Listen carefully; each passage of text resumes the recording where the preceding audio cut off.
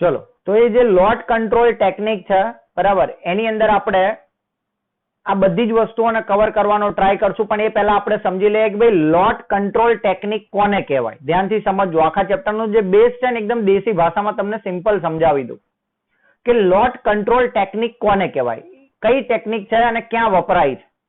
હું તમને એક સિમ્પલ ભાષામાં ઉદાહરણ આપું. ભાઈ માની લો મારી કોઈ કંપની છે અને હું માની લો કોઈ વસ્તુ બનાવું છું, જસ્ટ લાઈક એક્ઝામ્પલ હું સોપ બનાવું છું, ચલો સાબુ બનાવું છું, નાહવાના સાબુ. હવે મેં મારા પહેલા સાબુનું મેન્યુફેક્ચરિંગ કર્યું, સાબુ બનાવ્યો, લોકોને આપ્યો, લોકોએ એને એક્સેપ્ટ કર્યો કે ના ભાઈ કપડા ધોવામાં ધૂમ સાબુ આવે ને એ સારો છે. પહેલા નિરમા હતો, બહુ બધી બ્રાન્ડ આવી, હવે લોકો ધૂમ સાબુ વાપરે છે, રીન સાબુ વાપરે છે. તો લોકોએ યુઝ કર્યો, લોકોનો પોઝિટિવ ફીડબેક આવ્યો કે ના સાબુ સારો છે. હવે બધા લોકો મારો સાબુ યુઝ કરવા લાગ્યા. કેમ? બીકોઝ ક્વોલિટી સારી હતી. તો હવે મારો પ્રયત્ન શું રહેશે કે હું એ ક્વોલિટીને મેન્ટેન કરું. તમને એવું થાય કે સાહેબ પાર્લેજી આટલી મોટી બિસ્કિટની કંપની કઈ રીતે બની ગઈ? કેમ આપણે પાર્લેજી પાછળ આટલા ઘેલા છીએ? તો રીઝન એક જ છે કે પાર્લેજી એનો ટેસ્ટ મેન્ટેન કરી શક્યો છે. બરાબર. રામદેવનું મરચું એક જ સરખું આવશે, પાર્લેજીનું બિસ્કિટ એક જ સરખું આવશે. વિચારો એ લોકો કેવી રીતે ટેકનિક વાપરતા હશે. ઘઉં તો દર વખતે અલગ અલગ આવે, તો એ ઘઉંમાંથી એક જ સરખું બિસ્કિટ કઈ રીતે બની શકે? આજથી તમે જયારે નાના હોય ત્યારે તમે ક્યારેય પાર્લેજીનું બિસ્કિટ ખાધું હોય ને અત્યારે પાર્લેજીનું બિસ્કિટ ખાવ તમને સેમ ટેસ્ટ ફીલ થશે કે હા એ જ ટેસ્ટ છે. બરાબર. તો આનું રાજ ક્યાંક ને ક્યાંક સ્ટેટિસ્ટિકમાં રહેલું છે. આપણે કલ્પના બી ના કરી હોય કે સ્ટેટિસ્ટિક આ ક્વોલિટી મેન્ટેન કરવામાં બી વપરાય, પણ હા ભાઈ વપરાય. બરાબર. તો એ આપણા ચેપ્ટરનો મેઇન બેઝ છે. નામ ઉપરથી જ ખબર પડે, ક્વોલિટી કંટ્રોલ ટેકનિક. બરાબર. તો એ જે આપણે જે લિમિટેશન છે, જે બી લોટ છે આપણો, એ લોટની ક્વોલિટીને આપણે કંટ્રોલ કરવાની છે. આજે કોઈ કસ્ટમરને મારી વસ્તુ ગમી ગઈ તો હું પૂરી પ્રયત્ન કરીશ કે એ વસ્તુ એના એ જ ક્વોલિટી સાથે હંમેશા એને પ્રોવાઈડ કરતો રહું, જેથી એ કસ્ટમર મારો પરમનન્ટ કસ્ટમર બની જાય. નાનપણમાં આપણે એકવાર પાર્લેજી બિસ્કિટ ખાધું ને ભાઈ ગયું, પછી સિવાય આપણને બીજું કોઈ બિસ્કિટ નહીં ભાવે, અને આપણે પાર્લેજી જ ખાશું ને એનો એવો જ ટેસ્ટ આવશે. કેમ? કારણ કે એ લોકો એ ક્વોલિટીને કંટ્રોલ કરી રહ્યા છે, ટેકનિકથી એને મેન્ટેન કરી રહ્યા છે. બાલાજીની વેફર એક જ સરખો ટેસ્ટ આવે. બરાબર. રિસન્ટલી અત્યારે બદલાયો છે ટેસ્ટ, તમે લોકો એ ફીલ કર્યું છે, કારણ કે પહેલા એ મેન્યુઅલ પ્લાન્ટ હતો, બાલાજી વાળાએ રોબોટિક્સ પ્લાન્ટ નખાઈ દીધું. એટલા માટે પહેલા તો તમે જુઓ વચ્ચે કોઈ બળેલી વેફર નીકળી જાય, બરાબર, જે વધારે ફ્રાય થઈ ગયું. હવે એવું નહીં થાય, કારણ કે રોબોટિક્સ પ્લાન્ટ છે. બરાબર. પણ ઇન શોર્ટ એ ક્વોલિટીને કંટ્રોલ કરવો પડે. જો બાલાજી વાળાની ક્વોલિટી સહેજ નીચે ગગડી તો તરત જ બીજી કંપનીઓ જે એની કોમ્પિટિટર છે એ આગળ આવી જાય. લેઝ, આ બધી કંપનીઓની વેફર વેચાવા લાગે. કેમ? બીકોઝ આપણે એકવાર બાલાજી ખાધી, ના ભાઈ બીજી વખતે આપણે વેફર લેવા જશું ને તો નવી ટ્રાય કરશું. ભાઈ હવે મને લેઝ આપો. તો લેઝ આપણે ખાધી, ભાઈ ગઈ, તો હવે આપણે લેઝ જ લઈશું. બરાબર. તો આ વસ્તુઓ ઇમ્પેક્ટ કરે છે, અને વસ્તુઓની ટેકનિકને આપણે કંટ્રોલ કરશું with the use of statistics. આ થયો એનો બેઝ. સમજાયું બધાને? યસ ઓર નો? સમજી રહ્યા છો? આ ક્વોલિટીને કંટ્રોલ કરતા શીખવાનું છે with the use of statistics.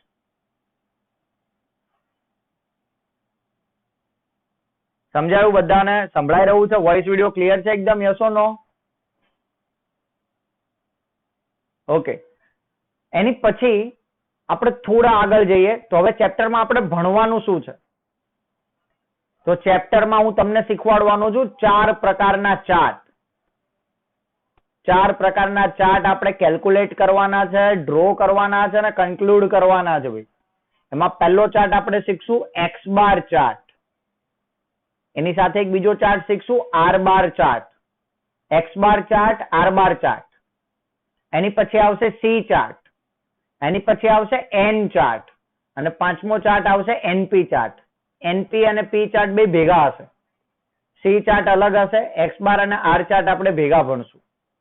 તો આ રીતે 3 ચાર્ટ આપણા મેઇન 3 કહેવાય, પણ આમ સેપરેટલી ગણવા જાવ તો 4 થી 5 પ્રકારના ચાર્ટ આપણે શીખવાના છે. એક્ઝામ લક્ષી વાત કરીએ તો 14 માર્ક્સનું ચેપ્ટર છે, પણ મેં 50% વેટેજ એટલા માટે કીધું કે આની સાથે જોડાયેલું જ આની પછીનું બીજું ચેપ્ટર છે, જેનું નામ તમે જોઈ શકો છો બરાબર. આ છે પ્રોસેસ કંટ્રોલ ટેકનિક. એની પછી છે લોટ કંટ્રોલ ટેકનિક. સોરી, ચોથાનું નામ બોલતો હતો, પણ ત્રીજું ચોથું બંને એક આવી એક જ પ્રકારની ટેકનિક છે.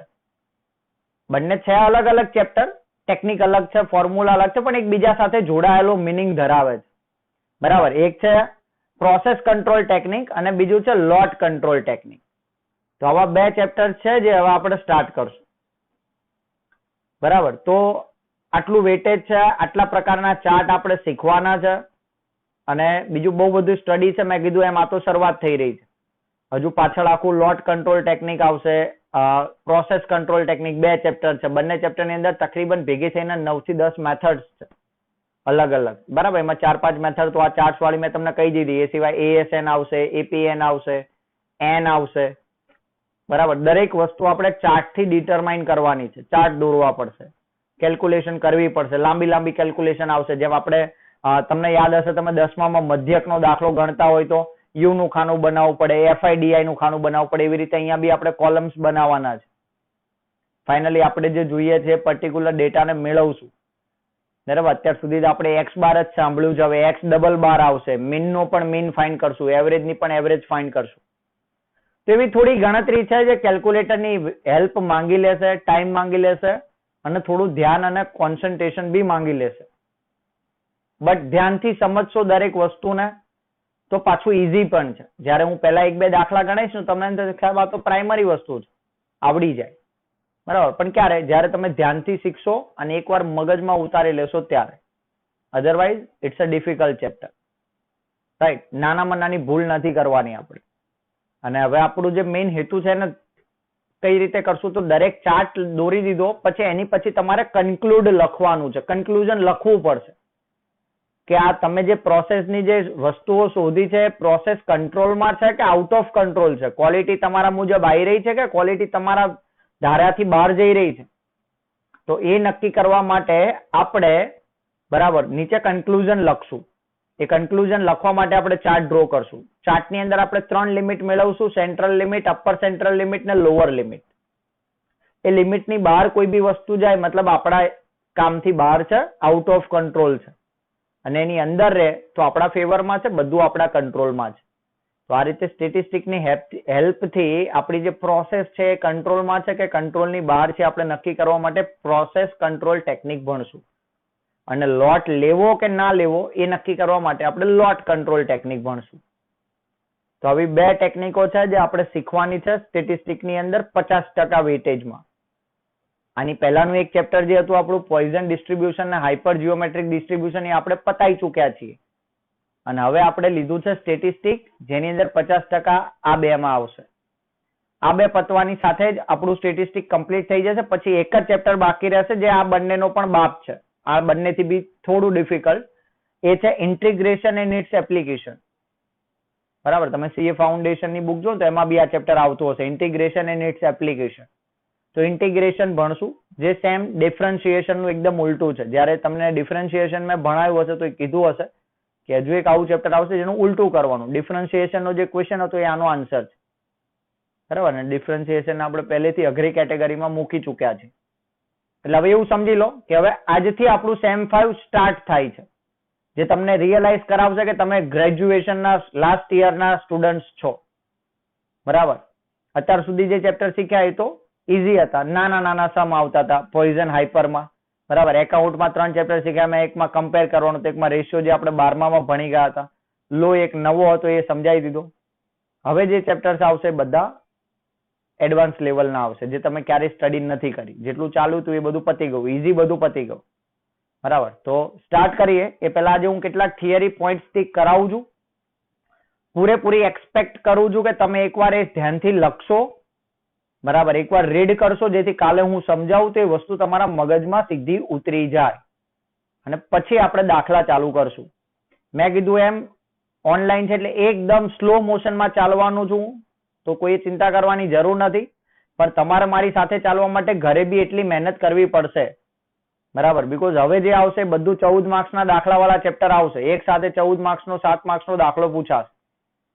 બરાબર. અને એક જ દાખલામાં 2-3 વસ્તુ એક સાથે દોરવાની હશે. આમાંથી કોઈ બી પૂછાશે ને એક સાથે 2 ચાર્ટ આવશે, 2 કેલ્ક્યુલેશન આવશે, 2 કન્ક્લુઝન આવશે. બરાબર, એટલે લેન્ધી હશે. એટલા માટે તમારે અપડેટ રહેવું પડશે. બરાબર, તો ચલો ચાલુ કરી દઈએ. હું ટીક કરાવી દઉં છું. બુક લીધી છે બધા પાસે? યસ ઓર નો? ચેટમાં લખો યસ ઓર નો. બુક લઈને રેડી થઈ જાઓ બધા. પછી કાલે હું આના ફોર્મ્યુલાનું અને ચાર્ટનું લિસ્ટ લખાવડાવીશ. બરાબર, અને પરમ દિવસથી આપણે સમ ચાલુ થશે. ફોર્મ્યુલા બધા મારે અહીંયા લખાવવા પડશે, બીકોઝ બુકની અંદર જે ફોર્મ્યુલા છે આપણે એમાંથી ફાઇનલ કયો ફોર્મ્યુલા યુઝ કરવાના છીએ, એ જે હું લખાવું એ જ યુઝ કરશું આપણે. અને આમાંથી થિયરી પ્રશ્ન બી પૂછાતા હોય છે, તો જે થિયરી પ્રશ્ન પૂછાય છે હું ટીક કરાવું છું, એ તમે લખી નાખજો એકવાર. બરાબર, અને કાલે હું એ સમજાવી દઈશ. જો કે આજ મોટું મોટું બેઝ તો મેં સમજાવી દીધો, જેથી હવે આપણે સમ ચાલુ કરી શકાય. 2 થી 3 થિયરી પ્રશ્ન છે જે હું ટીક કરાવીને આજનો દિવસ આપું છું તમને તૈયાર કરવા માટે. કાલે હું સૂત્રો લખાઈ દઈશ, પરમ દિવસથી સમ ચાલુ થઈ જશે. અથવા તો કાલને કાલ જ તે, કારણ કે આપણે એક ચાર્ટ જ ચલાવવાનો છે. હા, સ્ટેટ રિંકુ. તો આપણે એક ચાર્ટ જ ચલાવવાનો છે, તો એવું બી બને કે કાલ હું એક ચાર્ટના સૂત્રો લખાઈને એ ચાર્ટના દાખલા ચાલુ બી કરી દઉં. બરાબર, એટલે એ કાલ ઉપર ડિપેન્ડ કરે છે કે તમે બધા કેટલું તૈયાર કરીને આવો છો. જો તૈયાર થઈ જાય છે તો કાલને કાલ આપણા દાખલા બી શરૂ થઈ શકે છે. ચલો, પેજ નંબર 67. Page number 67. મળ્યું બધાને? યસ લખતા જજો ચેટમાં, એટલે મને ખબર પડે. Page number 67, process control technique નામના ચેપ્ટરનું હેડિંગ જ હશે એની એક્ઝેક્ટ સામેનું પેજ.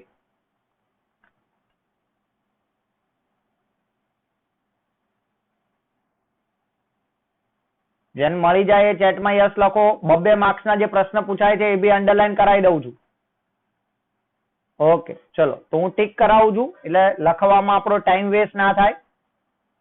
જુઓ, એમાં પેજ નંબર 67 માં સેકન્ડ પેરેગ્રાફ અંડરલાઈન કરો. એની પહેલી 2 લાઈન કંપની ઓફ અમેરિકા સુધી મોસ્ટ ટાઈમ પી ટીક કરી દો. 2 માર્ક્સમાં પ્રશ્ન પૂછાશે. આટલી નાની લાઈનના 2 માર્ક્સ મળશે.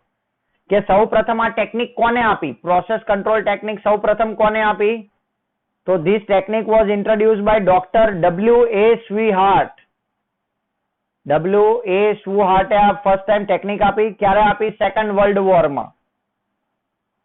અને કોણ હતા ડોક્ટર સ્યુઆર્ટ? તો એ હતા બેલ ટેલિફોન કંપનીના, જે અમેરિકામાં આવી છે, બરાબર, એના સાયન્ટિસ્ટ હતા.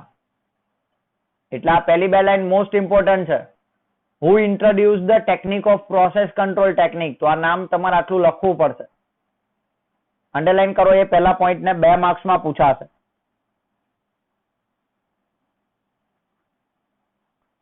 ક્લિયર બધાને? યસ ઓર નો?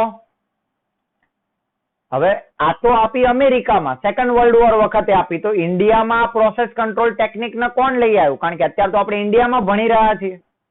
તો ઇન્ડિયામાં આ ટેકનિક સૌપ્રથમ ઇન્ટ્રોડ્યુસ કરી પીસી મહાલનોબિસે. જુઓ, એ જ પેરેગ્રાફની છેલ્લી લાઈન ઇન ઇન્ડિયાથી લઈને અંડરલાઈન કરો.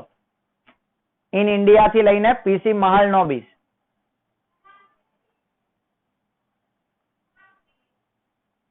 થયું કે નહીં બધાને? Yes or no?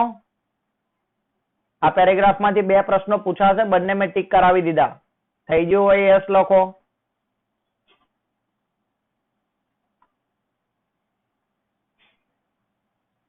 ઓકે, ચલો તો એ 2 પ્રશ્નો એ તમારે તૈયાર કરવાના છે. જેટલું ઇમ્પોર્ટન્ટ છે એટલું જ લખવા આપીશ, વધારે નહીં. એટલે આટલો પ્રશ્નો જે પરીક્ષામાં પૂછાય એવા હશે એ ટીક કરાવું છું. બાકી બધું હું સમજાઈ દઈશ ખાલી.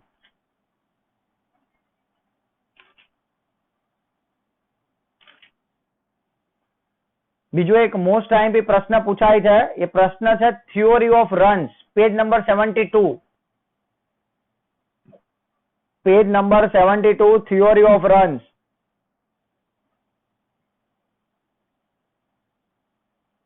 હવે તમે કહેશો કે સાહેબ આટલું બધું લખવાનું? તો લખવા માટે ટીક નથી કરાવતો, વાંચવા માટે ટીક કરાવું છું.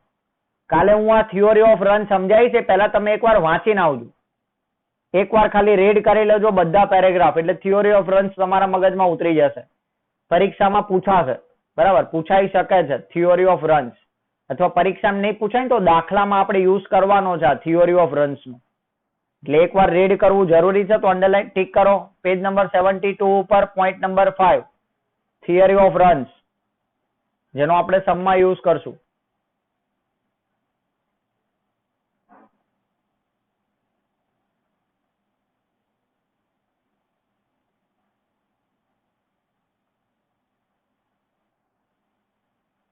ક્લિયર બધાને?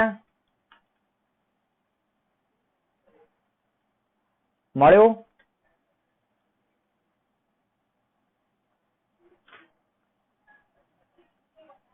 એની પછી પેજ નંબર 75.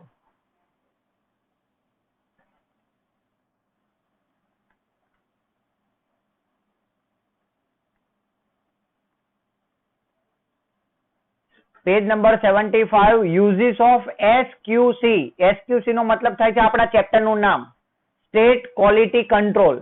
એ લખવાનું છે બધાએ. પરીક્ષા માટે મોસ્ટેસ્ટ આઈએમપી ટીક કરો, 7 માર્ક્સમાં પ્રશ્ન પૂછાશે.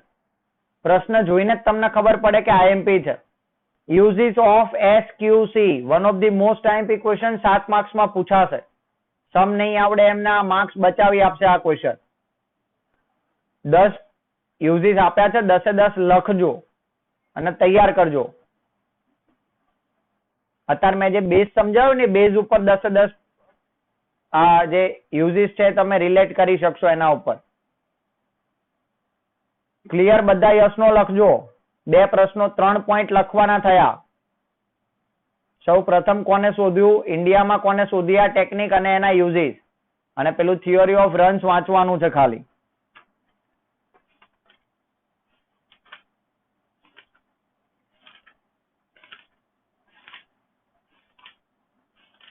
ઓકે, તો એટલું લખવાનું. પછી 1 મિનિટ ઉભા રહો, બીજું હું જોઉં છું.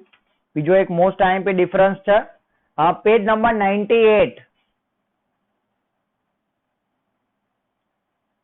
પેજ નંબર 98 કાઢો. પેલા જે લખવાનું છે લખાઈ દઉં છું, પછી તો હું સમજાવી દઈશ. જયારે આપણે એનપી ને એનપી ચાર્ટ ભણશું ત્યારે સમજાવી દઈશ. અત્યારે એકવાર લખીને એકવાર રીડિંગ રાખજો ખાલી.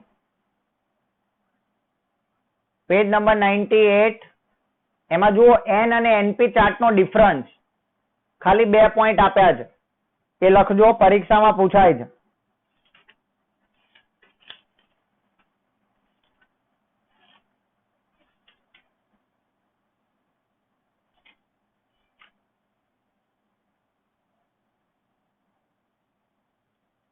ક્લિયર બધાને? યસ ઓર નો? બીજો એક ડિફરન્ટ પેજ નંબર 98 ઉપર, કૃષાંક, પેજ નંબર 98 ઉપર પી ચાર્ટ અને એનપી ચાર્ટ નાનો એવો ડિફરન્સ આપ્યો છે.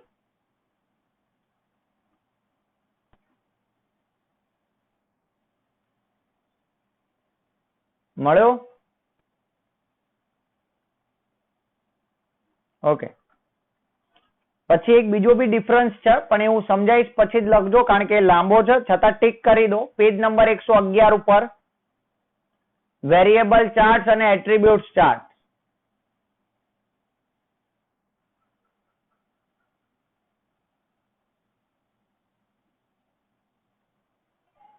વેરિયેબલ ચાર્ટ્સ અને એટ્રીબ્યુટ્સ ચાર્ટ. મળ્યો બધાને? નહીં લખો તો ચાલશે, હું પછી લખાવડાવીશ અહીંયા, અથવા તમે લખવાનો એ જ છે, હું સમજાવીશ પછી લખશો તો ખબર પડશે.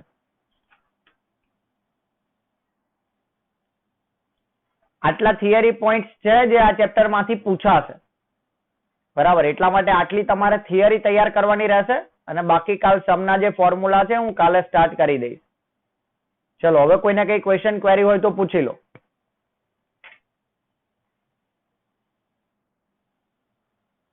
એની ક્વેશ્ચન, એની ક્વેરી?